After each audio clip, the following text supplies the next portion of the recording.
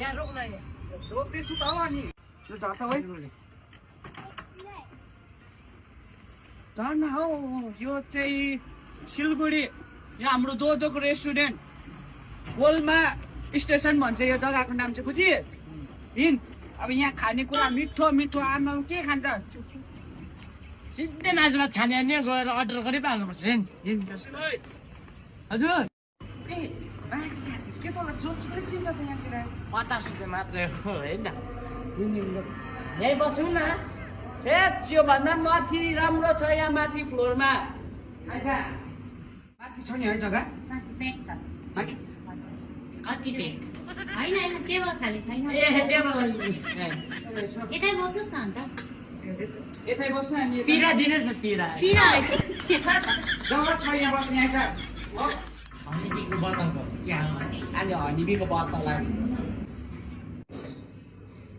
भाइ मेरो birth certificate आएको मेरो घरमै छ बर्थ सर्टिफिकेट यो होइन मेरो ल कस्तो खाले हौ मेन्यु हो यो अर्डर गर्नुपर्छ यसबाट बुझिस् के खान्छस् यहाँ हेरेर अर्डर गर भाइले केही नम्बर दिन्छ नि त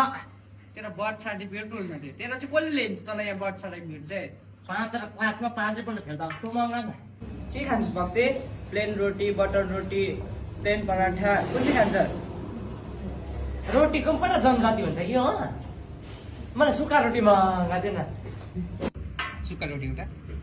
अब चियाबारीमा कुन चाहिँ खान्छस् ब्ल्याक टी खान्छस् कि मिल्क टी खान्छस् कि कोल्ड कफी खान्छस् कि कुन चाहिँ खान्छस् भाइ यसो गर कि बेक्का चिया नुनमा त्यो मलाई कम्ती छरेर त्यो हातले मारेको हुन्छ नि त्यो चियापत्ती हौ त्यो लाएर देऊ न ठिक्का ठिक्का नुनको ल त्यो कप मगमा सिल्भरको ल फ्राइड राइस खान्छस् भाइ फ्राइड राइस खान्छ होइन भाइ यसो गर कि फ्राई राइस खाँदैन म मलाई भुट्टेको भात दियो सुक्खा खर्सानी माथिबाट त्यो फ्राई गरेर फ्राई राइस होइन है भुटेको भातै भुटेको बाटै त फ्राइड राइस भन्छ त नेपालीबाट पनि भुटेको भात दाइ सुक्खा रोटी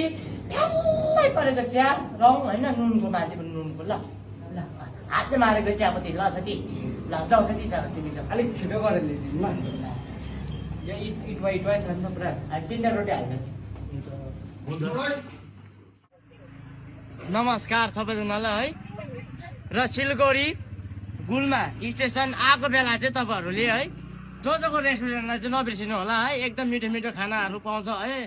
रोटीको जनजाति धेरै छ चियाको पनि जनजाति धेरै छ सबको जनजाति धेरै छ होइन जोजो अगाउँछ पनि दामी मिठो पनि पाउँछ फ्रेस तातो तातो आलु मुख पिल्सिने ल जोजो धन्यवाद।